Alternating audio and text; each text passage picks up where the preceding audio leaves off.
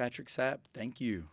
I really Thank you. appreciate you sitting down with me here. Let me Appreciate steal it. some of your time, man. Hey, I appreciate it. Appreciate the offer and looking forward to it. Hey, but it's always amazes me that every time I see you, you're always just this fashion statement. It doesn't matter if you're dressed down like you are right now, just in your sweats, but you've always got this fashion thing going on. And for the people that can't see, they're just listening to the podcast, you got to go to our YouTube channel or Facebook page so you can see my man just all fashioned up here. So has fashion always been something that you have gravitated towards? You know what? Yes, I believe so. My mom, we didn't have much growing up, but you was going to have clean clothes. They were going to be ironed, and you was going to be neat. And when you left that house, your hair is going to be combed. So for me, that just kind of always stuck with me. And over the years, I just like different fashion and tried to kind of have my own fashion, so to speak, my own style. So I get a lot of compliments on the way that I dress and some of the things I put together. And enjoy it. Yeah, well, you can wear hats so well. That's what I'm jealous about. Every time I see you, you've got some nice hat going, and I'm jealous from that aspect. And, for me, my style, I'm a big Johnny O brand. I love his style. Right.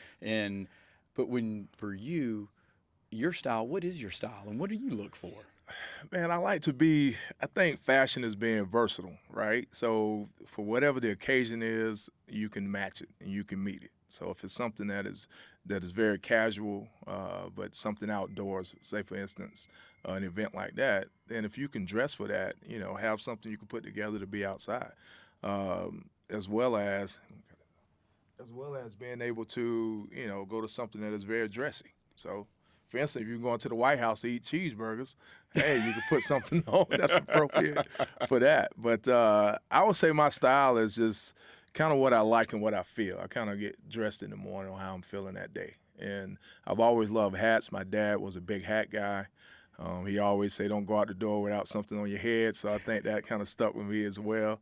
And it's funny, my son is that way now. He's 14. So he's following your yes, footsteps. And he steals my hats now like I used to do with my dad. So I think it's going to continue in the family. Now, how often is it that you're reaching for one of your hats and he's got it? Oh, yeah, it's like that with All the hats time? and shoes now. He wears the same size shoes I wear, 13s. 13? Yeah. And he's how old? 14. And so Good grief. So I have to fight him out my closet already. But I'm in the same boat. A lot of my clothes end up missing, and I know it's one of my sons that has grabbed it, so I completely understand that. Now, at some point, didn't you have your own clothing store or something? So what's the backstory probably my on that? first 4 years in the league, I had clothing stores called Coast to Coast. One was in Tallahassee, Florida, and the other was in Jacksonville, Florida.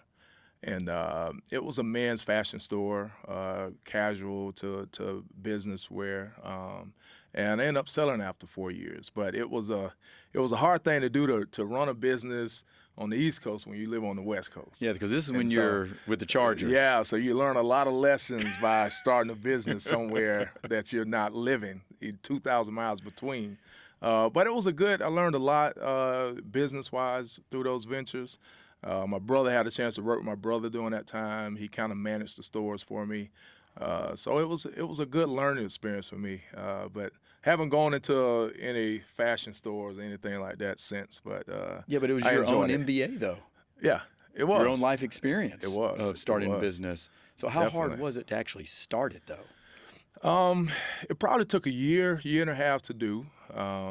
Me and some friends and the guy that was my agent at the time, Phil Williams, kind of sat down and since I was into fashion myself and went to a lot of the shows in Vegas to buy the stuff that we sold, we just kind of sat down and put the plan together, putting a partnership together, and we went at it. And I remember going out on the first trip to buy for the store out in Vegas at the Super Show.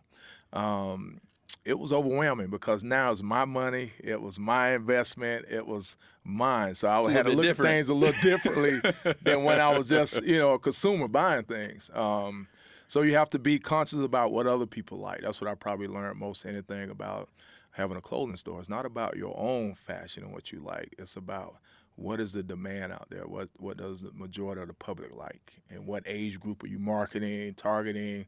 All those things I learned through that process in doing that. Yes, because you got to keep up with the trends, Yes. not just what you like. Yep. You got to make sure you're getting some items that are popular and are going to sell. Right, and that was the joy of. I think I had a good team in the sense that I had people that was not afraid of me. Could tell me, "Hey, Patrick, that ain't gonna You need fly." to pass on that one. Right, because everything I was like was, wanted to buy was kind of what I saw myself wearing or liking, and again at that time, a lot of our customers were younger than me, and so, like you say, the hot trends, the loud colors, all those types of things that they were into, I was not into. So we have a diverse team of buyers to really kind of hit that market and kind of represent what's out there in the demand. Were there things that, looking back now, that you would have done differently? Yes, I would have started a business where I could be there at least 3 times a week to kind of be around my employees, kind of be around customers, kind of put my own self into the business and understand what they're dealing with and what they're going through and kind of have a true evaluation from my standpoint. Me not being there, I couldn't really evaluate things. I couldn't really make suggestions. I kind of had to go by what they told me all the time. And as an owner, that ain't always good. You want to be able to be hands-on. So I would never start anything that can't be there at least 3 times a week. And why didn't you try to do it later?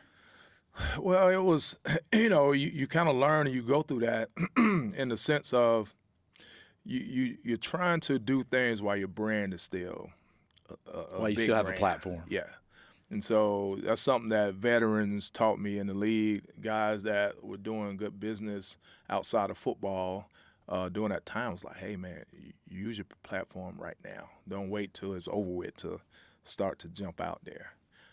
So that was the reason why, I got involved with foundation work, community work, in the business world during that time because I really wanted to make an impact on things. Growing up then in Jacksonville, because, that's your hometown. Yes. And I know you love Jacksonville. Duval. That's right. Big shout out to Duval. That's right. So before you got into the fashion world per se, in a business sense, and before you were in the NFL, what was life like? Growing up in Jacksonville? Patrick Sapp, growing up, and you're still in your dad's hats. Man, I'll tell you this. I had great parents to start. 6 of us. I'm the youngest of 6 kids. So 3 girls, 3 boys. So I literally had maybe 4 moms growing up because all my sisters was like moms, and then I had my mom. But great parents, but we were in the inner city as well. So you walked out your door, house is full of love, great guidance from there, but as soon as you left out your door, it was a different world. Had some great friends growing up, but was around a lot of things growing up, from drugs to murder to, I'm not ashamed to say my own sister got addicted to crack for, probably 10 to 12 years of her life. Now thank God, she's clean and been clean for over 15 years. And congratulations doing good. For her, yes. But experiencing a lot of that close up. Thankful I have some good older friends, and a lot of guys may say this, or I was fortunate enough to have it, was, I had guys that would not allow me to do some of the bad things that they were doing, because they saw, I guess, the talent in me as a kid, because growing up in Florida, man, you play football in the streets at 3 years old, and it's big time. You get after it, right? So you learn how to catch, run, throw, at that age before you ever play organized football. So you kind of know the talent around you, so to speak. So the guys knew I was great in sports, and so they just kind of helped me stay clear of a lot of stuff, man, and supported me in what I was doing. And I think with my parents and having friends like that really allowed me to escape through that part of life without making too many bad mistakes and getting caught up in some situations. And speaking of those guys that were obviously, talking to you in terms of, hey, do as we say, don't do as we do, right? Exactly. Do what I say, not as I do. That's right. And so those type of guys were, I guess, quote unquote, mentors, so to speak. Well, I wouldn't say mentors, but these were the guys that was doing all the bad things in the streets, but they had all the street cred, they had all the respect, they had everything else. So when they said something move, it moved. They wanted something done, it got done. So from that perspective, But yeah, did they was the power they, guys. So I guess, did they protect you? Yes, they did. They did. So they didn't allow me to do a lot of stuff bad. They didn't allow folks to bother me. They just kind of supported me on my path, man. And I was appreciative of that. You know, they never recruited me to do some of the things they were doing. They always told me to stay away, you know. So was football your first love? That's what you fell in love with once you get out there? Yeah, football was probably my first love because my brothers played football. And that's what we did. You know, on Christmas, you got a football, a sweatsuit, and that was it. And so Christmas, there's probably 40 kids on our street out there just playing a big game of football, and you just do that every day, all day. And I really got into basketball later, probably maybe 10, 11 years old, because one of my friends happened to get a basketball goal in his yard, and then we started playing that and football. So that's kind of how it started. Play that all the time as well, right? Yep. It didn't matter, especially in Jacksonville. The weather's always good. No Get video out there and play. games. So No distractions, I know, and that's the way it was for us growing up. We're in the same age bracket, and you just went outside and played and played. Do you find that as a challenge as a parent now, trying to make sure that I tell you what, your kids are doing those type of things? Because those are some of my fondest memories. it's not a challenge in the sense of, I think the only challenge is not a lot of kids just for my son to say, hey, man, go outside and play, and it's 9 other kids to play with. You know, it's kind of like maybe 1 or 2, or he's by himself. And so when he was younger, I don't play video games. He just got I just brought him a PlayStation for his birthday last year. So we haven't had video games in our house till last year. And so you it's did not a really in good him. job holding back. All right, so he don't play games. It's not, you know, we'll go to the gym and we'll do some stuff like that. But I wish, you know, for him, I wish he kind of had that, what I had growing up, to where you just had a bunch of friends and you just play together, you know, if it's tag to kickball to whatever it may be. It's just not like that. Yeah, it does seem neighborhoods are different. Even in my neighborhood, we've got a great neighborhood, but it's not the same type of thing, to your point, that not everybody's out there all the time. Well, and I think that sense of community is gone, because I don't even know all my neighbors on my street, you know, and that's something that's different. I'm embarrassed to say the same thing. And where growing up, I knew that was, you know, Miss Jardine, I knew that's Miss Smith. You know, you just kind of know everybody know you, and but now it's just not, the sense of community is not like that anymore. Not at all. I remember I would go next door to borrow eggs or Yes. milk from neighbors. Yep. I think that's probably unheard of now. Yeah. You probably get a gun in your face now. It's like it's some type of trap or something, like you say, well, can I borrow some sugar? And they're looking at you like, what? Exactly. It is completely different. So when, though, did it become really apparent for you that, all right, I am a really good athlete, whether basketball, football, that I can make a career out of this? Maybe not in the NFL, but at least in college. Yeah. I would probably say 8th grade is when I started, because it's funny, I went from 7th grade playing center and defensive tackle to playing quarterback in 8th grade. So it literally in all one in year, one season. Yeah, I switched to quarterback. We won the championship 8th grade. We won it 9th grade. And I started getting letters and stuff in 9th and 10th grade, and then it just kind of started becoming real for me. And then, you know, Jacksonville is a football town, so I got a lot of press and coverage going through it, and I started thinking, man, you know, I can do this. At least college, like you say. I knew I would have an opportunity to do that. Then my brothers played in college. My brother played at Savannah State with Shannon Sharp there, and my other brother played at Edward Waters College in Jacksonville. So they played football in college. So for me, it was just kind of a natural progression to, you know, eventually one day it'll be my time. And I imagine the Sapp family, it was competitive. It was. All of us are big too. Like, trust me, my older sister's 6 foot, and my other sister's 5'10", and all my brothers are my height. You know, so that's a tall family. Yeah, it was a big family. My dad coached Little League some. You know, so we was always around some type of ball growing up, and so. It's something about being the youngest. You get a chance to watch everybody ahead of you, right? Their mistakes, things they do good and bad, and you learn from that. And I think that's why I was successful as well. But did you also, as the baby, get away with everything? That's what typically happens. Typically, yes. But in my opinion, my brothers and sisters probably would say, yeah. You know, Of course they would. He was rotten. He was bad. He got away with everything, especially my oldest sister, because, oldest probably always the strictest, right? But I didn't see it that way. I just felt like I was just kind of thrown in there with everybody at that age. I mean, I guess if you raise 5 kids and have another one, it's like, you know what, you just get in line and get with your brothers and sisters. But I enjoyed being the youngest and learned a lot from my siblings. Did you guys ever have any knockdown dragouts? Yeah. Brothers fighting, sisters fighting with you? It was 6 of us in a 3-bedroom house where all the boys slept in one room, all the girls slept in one room, and then my parents had a room. So you can imagine 3 boys in one room trying to keep it clean, trying to, constantly being told to clean up. So one day everybody may jump on me, then it'll be my brother next to me jump on the oldest, my oldest and me jump on my middle brother. That was constantly going on all in the house. time. And I imagine there was probably just competition for food in the family. Oh, like, yeah. Who's going to go get the food as well? Yep, yeah, definitely for that.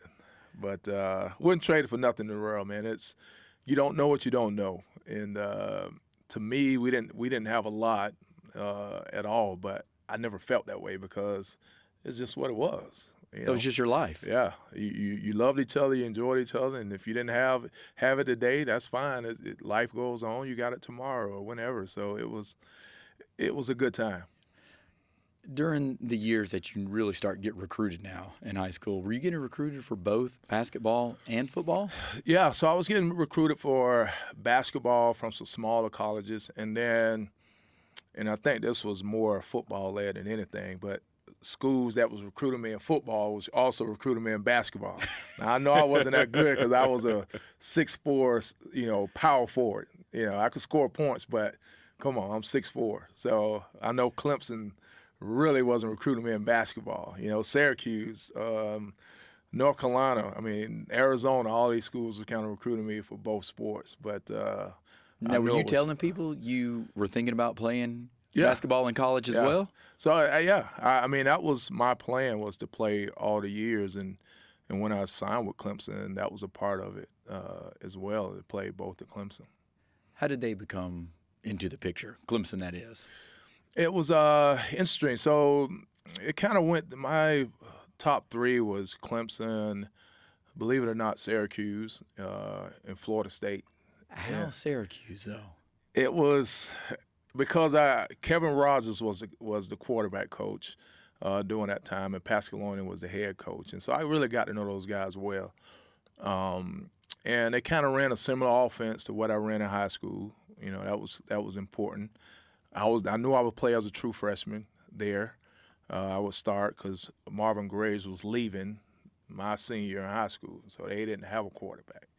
So they recruited me hard, and they recruited me early. They recruited me all the way from 10th grade and was involved heavily. And then Syracuse basketball, man.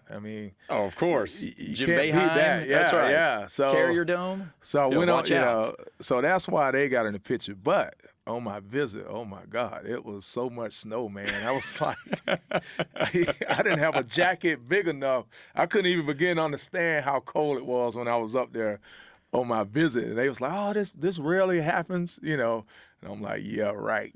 No, I'm a little bit smarter than that. You can't, you park somewhere and 2 hours later you got to find your car because it's just covered in snow. I've never been around that. But it was a great visit when I went up there. So were they off the list immediately once you No, got back home? I kind of still considered them. 2 things against them. It was the weather and also just the distance. I knew my parents couldn't buy plane tickets all the time to come up there to see me, that kind of stuff. Florida State, I wanted to do something different, man. I wanted to get out of state and kind of write my own ticket. I had a lot of high school teammates that went to Florida State from my school. So I kind of wanted to separate from that a little bit. Even though Florida State was obviously a powerhouse. Yeah, and it was kind of in the same situation. Brad Johnson and Casey Weldon was graduating. They left my senior year, And then Charlie Ward, most people don't know this, but I'm sure you do, but he was a punter at the time. He was a punter/quarterback. So they didn't know what Charlie Ward was or what, so they really needed a quarterback. And I was walking into a great situation during that time, but just wanted to get out and do something different. But Clemson really came down to this. Rick Stockstill, the history of Clemson, always winning in bowl games at the time, always ranked. A university that had a history playing black quarterbacks, because during that time, you know, wasn't a lot of schools playing black quarterbacks, right. to be honest. And it wasn't in Florida. It was farther away that I could do something different, write my own way, in a sense, build my own name, but close enough to where my parents could still enjoy. Your parents could come up and watch. Yeah, and then when it came down to Brian, you know, when Brian kind of got in his situation, and I hadn't told anybody what I was thinking about. I hadn't made my decision totally on Clemson, but when Stock was like, Brian can come with me, that's kind of what made it. Was that the deciding factor? Yeah, that was kind of the last thing that kind of made me decide. So you didn't have this big ceremony and you have Oh, all the hats out nah. there. I hate that, to be quite honest, man. When I see that and see that whole production, I watch kids do it. I'm like, why? But I mean, we did have a press conference, me and him, and some of the other guys that was going to college too. But we didn't keep it a secret. We didn't I'm announcing going to Clemson. It was already out. Yeah. We just kind of talked about, you know, the reasons why and that kind of stuff. And how did the community feel? I mean, did you get a little grief at all for, hey, what are you going out of state for? Yeah, You're going to Clemson. Mostly it's crazy. Where's from Clemson? A lot of my coaches and people have connected to my high school and community either wanted me to go to Florida, Florida State. I kind of asked Florida out the picture a long time ago, but they asked that question, and I just said, man, I grew up around this my whole life, so I want to do something different. I'm just kind of one of those type of kids. I want to explore differences in cultures and different places, and Clemson was that good fit for me. Now, I remember, because I was a student at the time, I just remember the football team. I mean, everybody seemed big. And I remember Brian Dawkins, the half shirt, Wayne Simmons, the half shirt, LeVon out there, and you playing quarterback. So what was that like, your first time that now you're seeing these guys and you got to compete against these guys? It's so funny because vividly right now, I remember the first day of camp, preseason camp, and full pads going to practice. And I'm walking out in the field, and I think Chester McLaughlin was in front of me, Brinson Buckner, and right. Ashley Shepard. And I'm like, holy smokes, this is what I got to compete against every day. Then I kind of looked around and saw a couple of my offensive linemen, Stacy Seeger, those guys. I said, okay, I feel a little better. I might be in good hands. I've got some protection. I got some hogs in front of me. Because there were some hogs back then. Yeah, but, man, that defense was crazy that we had. And that's kind of that first welcome to, this is college football, big-time college football, But you get out there, and it's like, you're conditioned as an athlete and competitor that once it starts, all that goes away. Yeah, did you miss a beat? I mean, you just kind of jump in and you do your best. The speed of it's different. It's more intense than high school. The speed is faster. Everybody's good. You don't have those big lopsides of talent like you do in high school. But you adjust to it. If you're learning and you're paying attention and you dialed in, you adjust to it. How was that transition, though, going from quarterback then over to the defensive side? It was some people know this. A lot of people don't know this, but that was my decision to do that. Yeah, so how did you come about that? Man, I got benched my junior year in the middle of the season. A lot of people don't know this, but I played receiver probably the last 4 games of my junior year. Because I wasn't going to sit on the bench. I told Stock, look, I'm not a bench rider, dude. I'll move the receiver. And so I moved the receiver. Nealon Green started the rest of the season. And then that spring I played basketball. It was Rick Barnes' first year. And I went to Coach West. I said, look, I want to move to a linebacker. I looked at our linebackers, Waddell Rouse, Tim Jones, all those guys was leaving. And so I knew that position was going to be competitive with some of the young guys. And just being honest and real, I'm like, I'm better than these guys. Even though I haven't played defense since junior high school. But I'm like, if I commit to it, I can play the position. And What'd the coaches say? They think you were crazy? Yeah. Like we sat in his office, Tommy West, for probably an hour and a half, him trying to convince me not to do it, and I'm trying to convince him that I'm going to do it. And I just finally said, look, Coach, I said, man, I've given Clemson all I've had for 3 years. I done hit my head on the wall. I've got blamed for things that wasn't my fault for our offense. Never said a word, never said a peep. It's time for me to be a little selfish and do something for me. And so finally he came to this. He said, you know what, Patrick, do you trust me? I said, yeah. He said, I'll watch you the first day of spring practice, and I'll make the decision from what I see on the first day. Do you trust me to do that? And I said, yes. Okay, so there was that condition. Yep. He had the I final respected say. him enough and believed him enough that he was going to tell me, what he thought. And literally he came to me after practice and said, you starting at outside linebacker. After the first practice? After the first one, and I just worked every day, and me and Brian and Brian Dawkins and Leamon Evans, I trained with those guys. I'm like, if I can move like a DB playing linebacker, and that's good. I don't want to train with linebackers. I want to train with the best guys out here. And so that off season, we just worked, set goals, and it happened for me. It made it happen. So when you say you did all this work, what did that look like? What specifically were you doing training-wise? So it was the first time I lift weights to literally get stronger and bigger, because I was one of those guys that bulked up when I lift a lot. So when I played quarterback, they made me do basketball workouts because I was putting on too much bulk. And so I really didn't do all the stuff the other guys was doing for 3 years. And then finally I was able to just lift and really, really get strong and sharpen my body.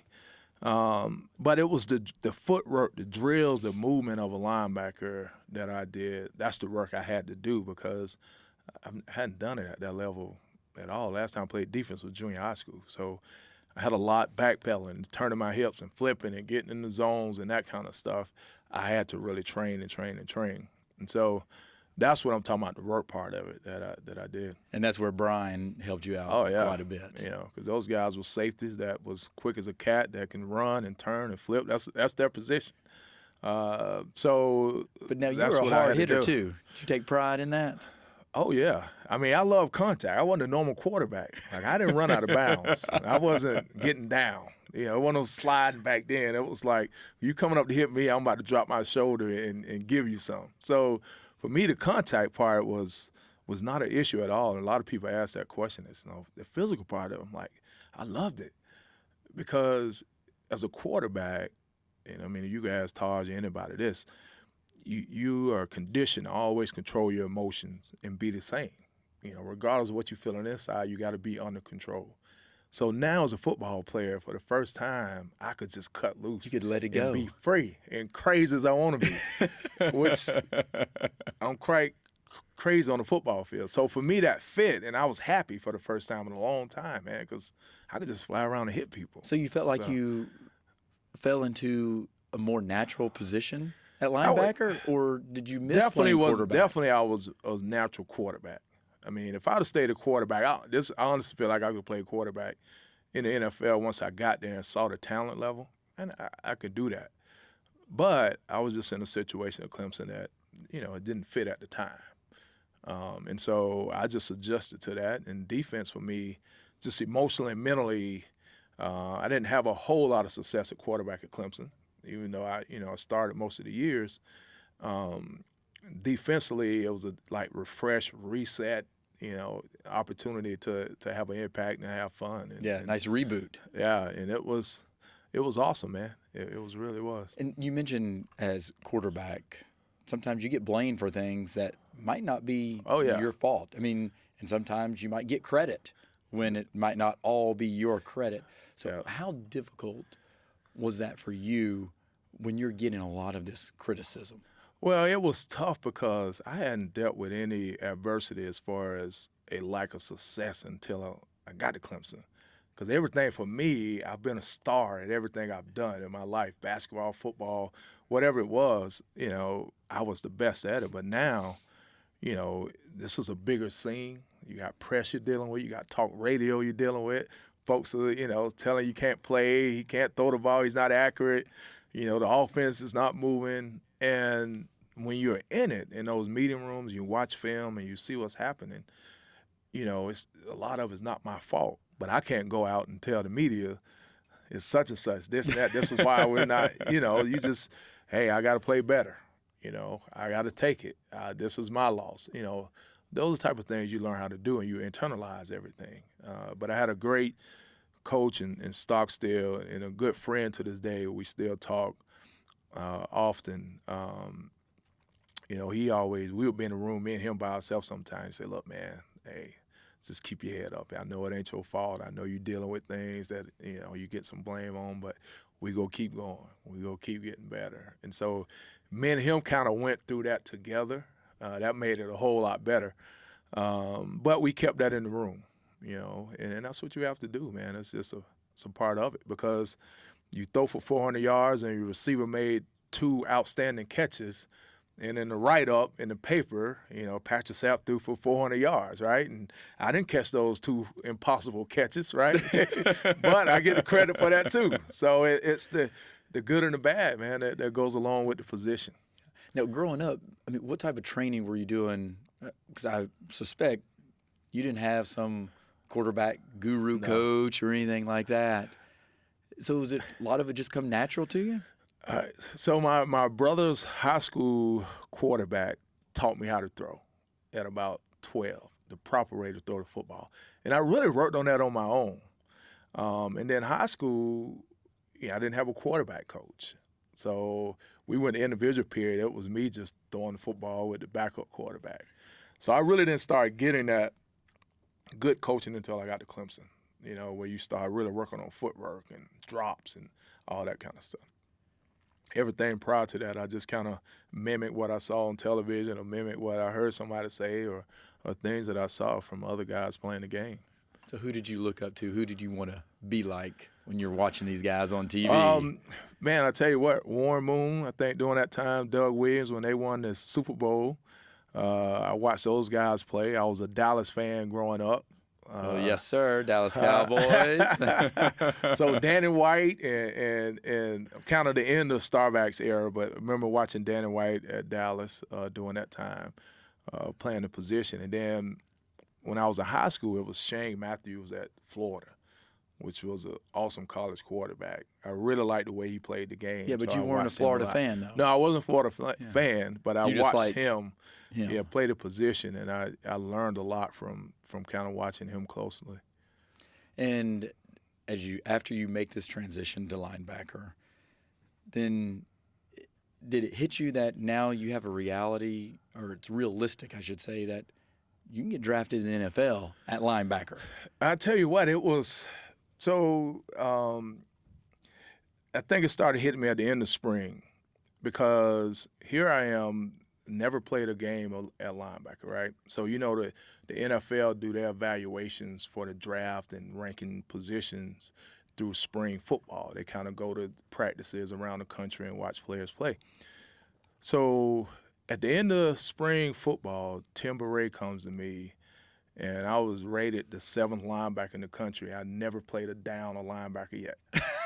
And that was through spring practice. So I really worked. I just kind of set a goal every game to get a sack, a tackle for a loss, and 6 tackles was kind of my every game personal goal. And I just worked every week and just tried to accomplish things. And as it got from the beginning of the year, no, I didn't know if I would get drafted or not, to be honest. But by the end of the season, I started, as I signed with my agent and really started evaluating stuff like, man, I'm going to get drafted somewhere. He said 2nd round. I didn't believe him. I'm like, ain't no way I'm getting drafted. Yeah, second round. That's. I'm like, I might get no joke. 5th round or something like that. I'll be happy. Just let me get drafted, right? And I'll be good. But as I started doing my personal workouts, it really became real that I'm gonna be somebody's second pick, overall in their team somewhere. I knew it wouldn't be a first round, but I knew pretty good I'd probably be a second or third round. Do you think playing basketball at Clemson helped you? Oh, yeah. I mean, I was in the best shape of my life playing for Rick Barnes, man. That's a crazy dude. So tell me, what do you mean crazy? Well, I'll put it this way. So I'll tell you a quick funny story. So Rick hated North Carolina and Duke. He did. He felt like the league catered to Coach K and to Dean Smith at the time. So we played North Carolina at Clemson. They literally had to separate Dean Smith and Rick. Rick was trying to fight Dean Smith in the tunnel at halftime. Going at him. And it done got me hyped. I'm ready to fight everybody. I'm like, yeah, let's go. And so we played them up there after that. And Rasheed Wallace was playing. And, he was a dirty player. And so Rick walks down the scores table and told Dean Smith, if you don't cut that out this game, I'm going to stop it today. All right? Then he walks right down our bench. Rasheed did something else. He yelled at him, I'm telling you right now, it happens again, we go end this today. So something else happened. Now it's 3 minutes into the game. So it's early. He runs to me, and he's like, go in there, you kick his, right? And snatches me up, throws me in the game. I'm like, heck yeah, I play football. I don't care if I get kicked out of basketball, but I'm going in here to destroy Rasheed, right? So Dean Smith see me checking in, and he grab Big Zwicker. You remember Zwicker? Oh, I do, yes. And he puts Zwicker in and takes Rasheed out, right? So I still go in the game, and we go in, and I shot the ball 3 straight times. Missed all of them, right? Early in the shot clock, too.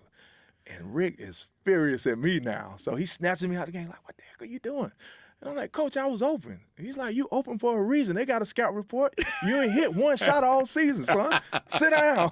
And it was just like, I just couldn't do that but look at him and just smile, man. But that's kind of relationship we had. And we've kept in touch over the years. And like I said, I just went up and saw him last Saturday up there against Alabama. And he's doing a great job. He's doing a great job. And look like he's happy and enjoying it. You think he's calmed down a little bit over the years? Yeah. I mean, that's what he said to me. I talked to him on the phone. He's like, yeah, I'm changed, Patrick. I don't curse anymore. I don't, I'm still tough on the guys a little bit, but, I'm just not crazy like I used to be when I was with you guys. I was like, okay, Coach, I need to see that. So I did. So I watched him in the game, and he didn't curse one time. He was, he got on the kids, but he was a different guy, man. He was in control. Yeah. So were you out of control then when you hear that you've been drafted by San Diego Chargers in the second round, number 50th overall? It was, yes, it was. I mean, it was, teams start calling in the second round. Like, if you're available, we going to draft you. So it's coming, right? But you still ain't got that call yet. And I got to know Bobby Beathard, that's who drafted me, doing my workouts. And San Diego was coming on the clock in 2 picks. But they didn't call me. So he didn't call and give me a heads up or nothing. And we're watching. They got on the clock, and all of a sudden I hear, Patrick Sapp, San Diego Chargers. I'm like, what? And then he calls right after that. Right after. And so where were you? So I was at my agent's house in Atlanta, and we were all there at that time. Did you have your family with you? Yeah. And so it was good to kind of go through that and enjoy that with them. But then it's like, because literally I had to fly out early that next morning to California and do press and interviews and all that kind of stuff and meet the coaching staff. And so you've had maybe 5 or 6 hours to enjoy it, but now you can't even really celebrate it. Yeah, now it's work now. It's gone. Yeah. So what did Bobby Beathard, what did he say to you over the phone? Well, he said, you knew I really liked you. We glad we was able to get you because during my workouts, he showed interest early on, but in my personal workout with other teams, and he was there, he's like, man, stop looking so good in the workout. Like, I don't want everybody to know. I was like, y'all go draft me first round. I'll start right now and go in. Right. And he started laughing. I said, you can't tell me that. I'm still working, man. But I knew he liked me. I liked him because he was kind of out of the box guy. To give a guy that only played defense 1 year, That's definitely out of the box. Yeah, and just kind of see the projections of somebody. I think he did that as well as anybody as a GM in the league. So he was confident enough and established enough to take that chance. So what's that like now? I mean, in terms of it's all of a sudden a business. I mean, this is your job, but in terms of going through the contract negotiations, the contract process, I mean, what is all that like with your agent? Man, it's you don't know, so it's a lot just relying on your agent, to be quite honest. And hoping they're that they're right in and the they best know what interest they're of doing. you. Yes, and so it was.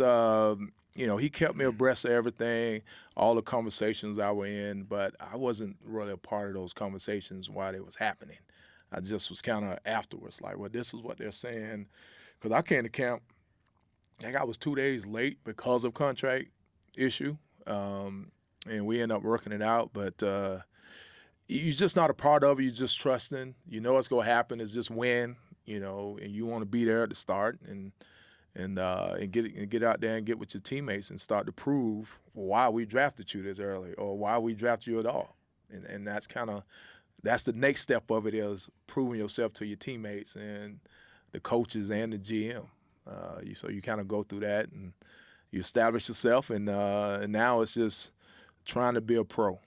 So what did you do when you mean trying to be a pro? What did that look like for Patrick Well, Sapp? it's one. I mean, I never was a kid that wasn't on time or didn't do the things that was asked, but it's the things that you have to do outside of practice, the things you got to stay behind and get extra running in, things you have to take care of your body, the way that you eat, getting sleep, rest, studying. That's what I mean by being a pro. It's, you got your meetings, but in order to really grasp the game plan, you got to put another 12, 15 hours into it, in order to really be on your game on game day. And when you're young, you just want to get out of there. You want to get your meetings, get practice, and you want to go do something else. And so I have some good veterans, Junior, we really became good friends. We really became workout buddies. We lived right by each other. And so I know Bobby and those guys asked him to kind of take me on his wing. And he let me hold his car when I first got there because I didn't have my car out there yet. So it was good to watch him. And what better guy, man. That dude worked harder than anybody I've ever seen in my life. And then this guy was already an all-pro many years and established.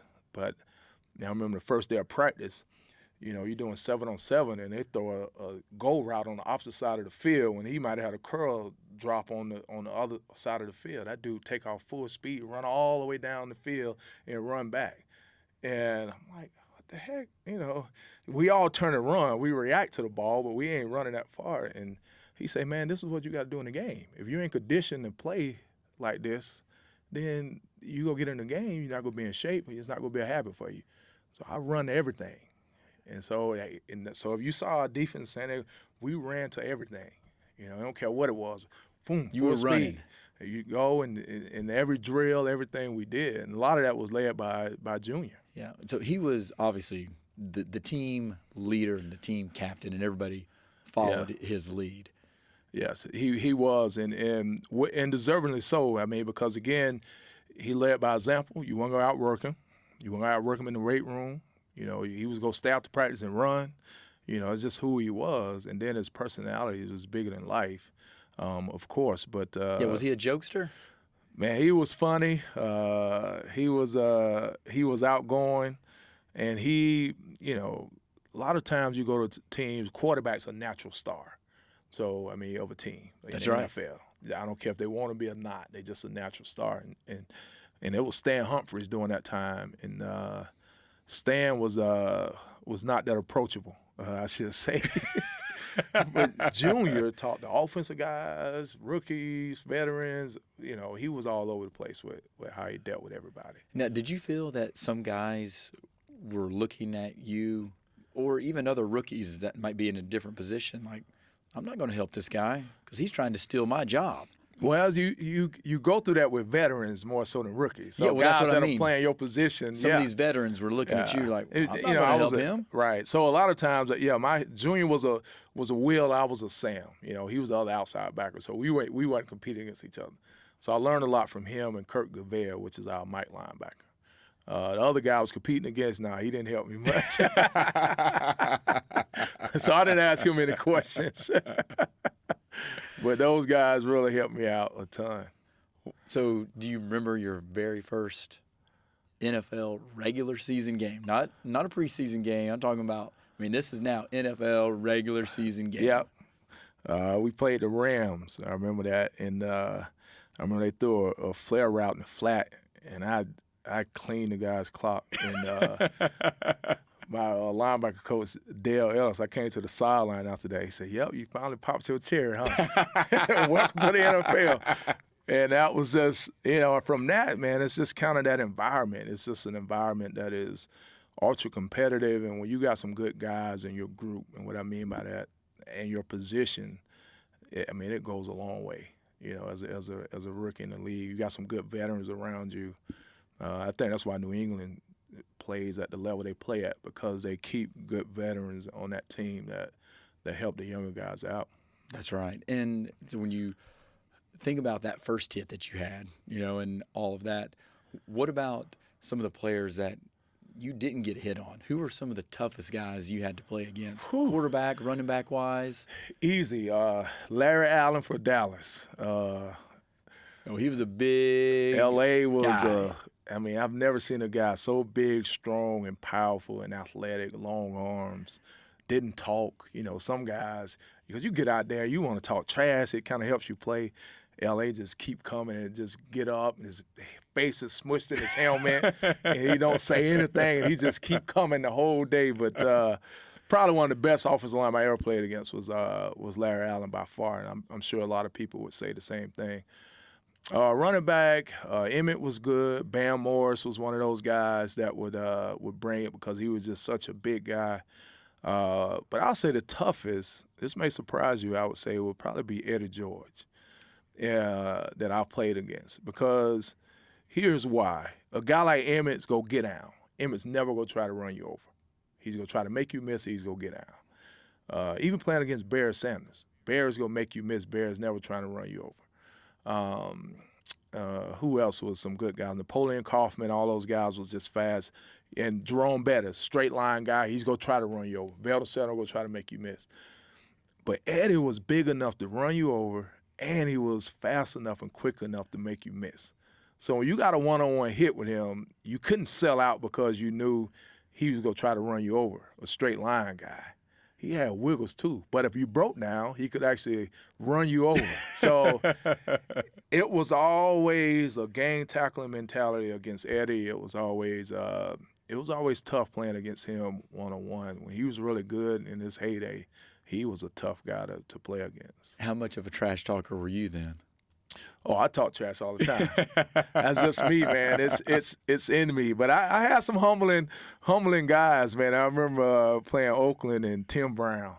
And he caught a little snag route, and I came downhill, hit him, got up like, yeah, you ain't getting nothing on this side all day. I'm here all day. And he looks at me, man, and he's like, Sapp? Who is Sapp? Who are you? And I'm just looking at him like, you going to know who I am today? He's like, who are you? I never heard of you, man. Who are you? And I was like, so you get some of it back, yes. Man. And then in the league, the referees talk trash. Oh yeah, they'll give tell me you an example. Yeah, like if you saying, guys holding me, man, he's holding me. You got a flag. Shut up, stop crying, baby. He ain't holding you. Get off a block. Like you like what? How's the ref talking smack to me, man? But that's the nature of the league, man. It is a man's game, and it's one of those barbaric sports. It is a man's game. Another thing that I think is very unique, especially in sports, is the situation that you're on a team, and then you can get traded to another team. You experience that firsthand. I mean, I just think that is crazy, because if people could relate it to, say, the business world, somebody working for Microsoft walk into the office and they say, hey, you've been traded to Google. Right. I mean, that's the same type of thing. So how did that happen with you? Man, how are you told that you had been traded? I was in Florida at my stores at the time, and I literally got a call from my agent saying, you just got traded to Arizona. And I'm like, what? I didn't know it was happening. Did you think it was a joke? No, I mean, I know he wouldn't joke that way, but it was literally, that's how it happened.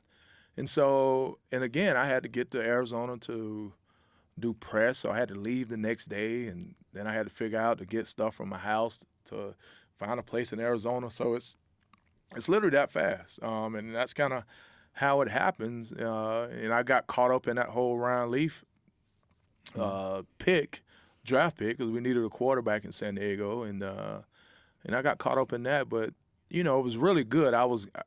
At first I was pissed off by it, but once I got to Arizona and got around my teammates and the culture there, I was like, you know what, I like this. Even though me and Junior were good friends, we still would get together in the off season and work out and stuff like that. But going there, we had some good teams, some good success, and it was good for me. It was a good place. Did Bobby Beathard even reach out to you? No, I didn't talk to Bobby after that. I saw him later on down the road, but no, he didn't call me and tell me. It was literally my agent told me, and that was it. That was really the only communication you had. Yeah. I just think that's so bizarre. They sent all my stuff to the Cardinals, all my pads and stuff like that, and here I am in their locker room the next day.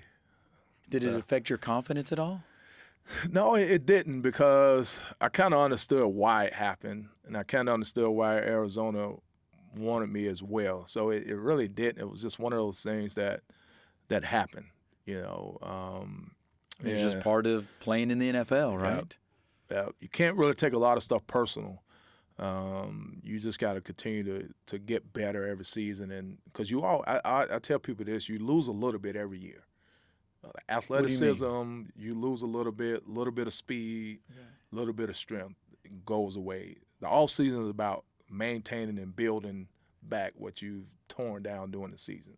So that's kind of how you look at it, is you rebuilding, you're getting better, you're working on weaknesses, but every year you lose a little bit, just a little bit. How you live, how you sleep, how you eat, how you train can determine how much you lose.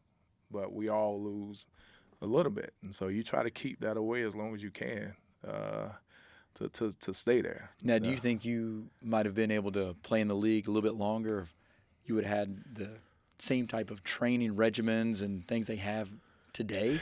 Yeah, I think so. But my thing was I just didn't have the instinctiveness to play the position, because I hadn't played it,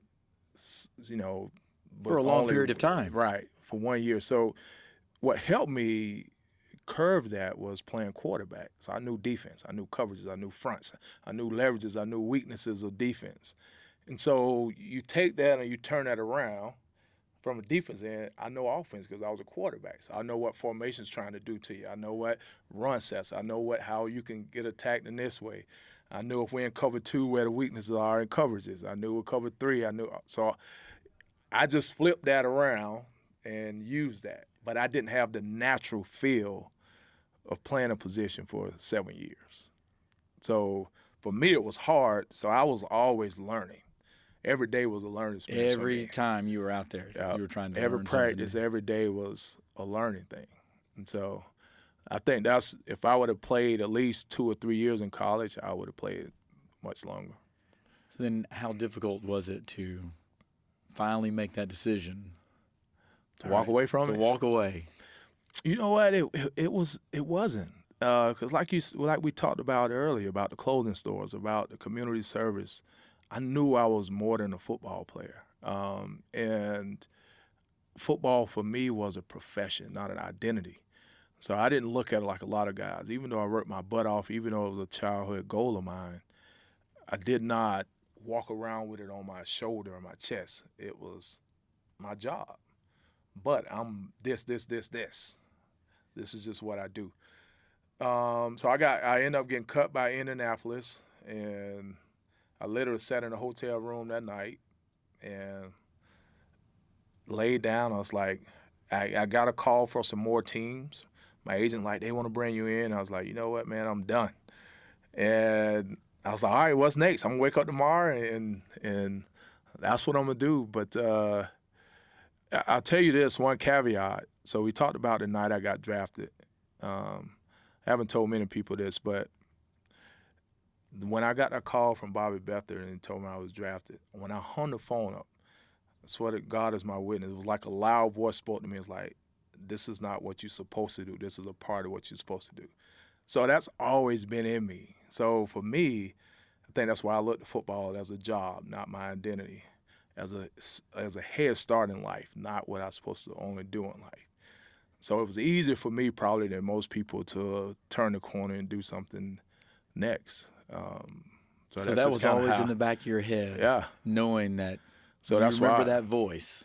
So And that's this why is just I part of your always, journey. yep. So that's why I always harness relationships. That's how I've always kept in touch with folks that I was fortunate enough to meet along that journey. That's why I've always done different business ventures, all types of stuff, man. It's just because I'm still kind of trying to figure out what that is, but I think we all are.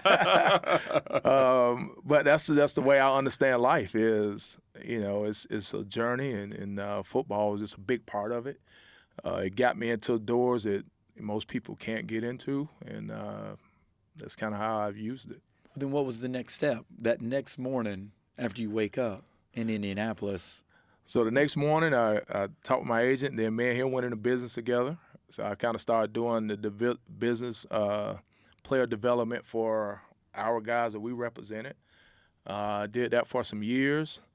I didn't get drafted before I didn't graduate before I got drafted. So I always promised my mom I was going to graduate from college. And, I only played, I didn't get redshirted at Clemson, so I was out of there in basically 3.5 years, which guys are graduating now in 3.5 years. But I had another semester to go to school.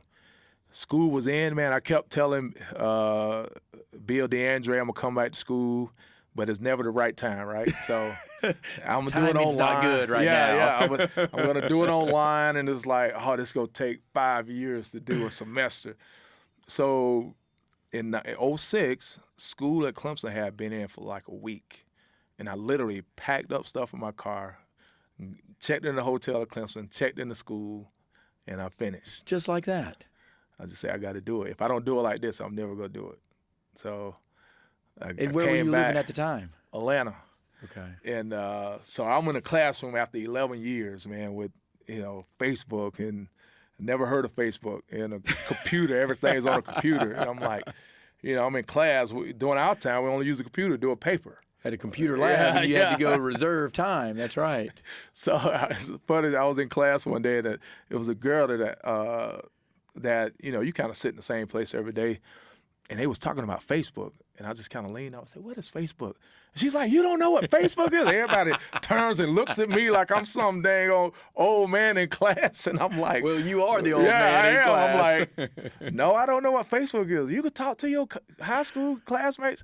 And I'm like, "Why the heck do I want to talk to my high school classmates?" But but that's just kind of my introduction to it, and I went through that, and Clemson offered me a couple of jobs when I graduated, and development and fundraising was one of them. And selfishly, I'm like, man, if I can learn how to raise money, then for my own personal business things, I can learn how to do the same thing. And so I'm like, all right, I'll do this for 2 years and then move on. And I've been here 11 years now. I was about to say, you haven't moved on yet.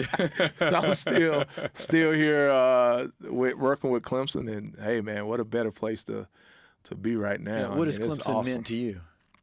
Man, it has been a heck of a place, a great journey. I mean, I've been at every level of Clemson, being a student athlete, and now employee working there. I mean, it's a fun place to be. I feel like we're doing some really good work. Our student athletes are graduating, our students are getting great jobs, and our degrees probably mean more than anything now with the influx of great students we had over the last 10 years of, I think it's tough to get in there now. There's no way I could get in there, Patrick. I promise you. And so I think we're being good stewards of the money that we're raising and bringing in. I think that's showing at every level of Clemson. So it's an awesome place to be. It's meant a lot for me, definitely. Yeah, it means a lot to my heart as well, and it's come full circle. My oldest is a freshman at Clemson this year. So it means even more. And I'm like, and you don't know how lucky, thank you, how lucky you are that you're on campus with a national championship. Well, yeah, and it's still one of those few places in my mind that you still get a college experience and environment. Yes. You still got kids living on campus. It's not a big city where you're intertwined in the city. It's kind of still a campus feel. And I know as a parent, you got to feel good that your kid is safe.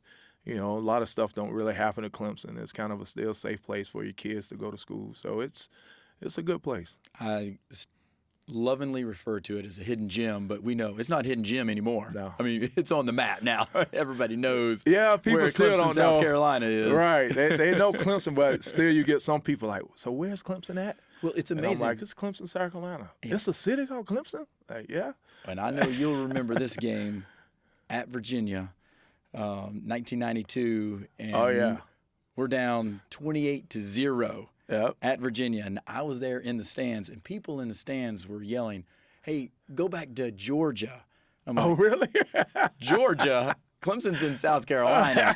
And it was fabulous that we made that unbelievable comeback. I mean, you know what I'm talking about. That was 29 points. Lou in the Solomon second was half. quarterback That's in right. that game. Yeah, that was a big win for us. That was a huge win to keep that streak going, that winning streak against Virginia.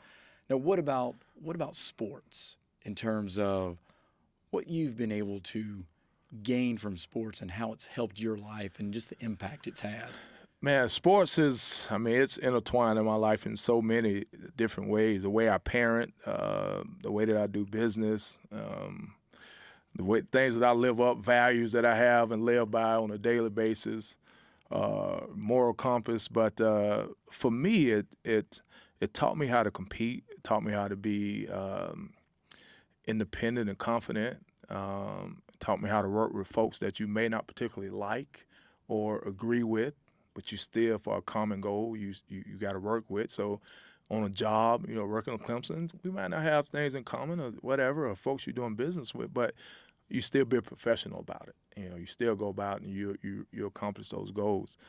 It taught me how to assess people, to understand the value of folks that are around you and what that means to, again, what you guys may be doing in the work environment or the business world, or folks that you want to be friends with and put into your circle. Most importantly, though, for me, and I think about it in terms of my son, raising him and say, okay, you go play some sport. I don't care what it is. It's not about going pro in it. It's about the lessons that it's going to give you. And so you kind of take a kid and push him out there and let him get out there and kind of learn how to compete and work with folks and common goals, I think is huge. But I would tell anybody, if you have kids or had an opportunity, play sports, let them do something. I don't care what it is. It's those valuable lessons goes a long way. They do. Let them get out there and try it. Let them see what they might learn and might enjoy. You never know. Yep. And so I've always had this conversation with my son. If you start something, you got to finish it. You ain't got to do it again. So no quitting. Right. So don't come home every day, I want to try soccer. I want to try baseball. No, if you go do it, understand, you go be that whole season now. You ain't got to do it next year. So we don't quit anything. And then do your best. That's all I require of him. If you go do something, schoolwork, whatever you put yourself in, be you and do your best. I'll never get mad at you for that. We all got different skill levels, but we all can do the best we could do. And I think sports challenges you to do that constantly. Every day you have to do that. You're in an environment. You got to challenge yourself every day to be present, to be there, to do my best. And if you don't have that, sometimes those challenges can be too far, few in between, and then you become an adult, and now real life hits you, and it's like, I got to go compete for a job. That's a wake-up call. Yeah, I got to go out there now and figure out a way to run a business that I want to start, but I don't know how to scrap and fight and sacrifice. Well, I think sports kind of teaches us a lot of those lessons to do that.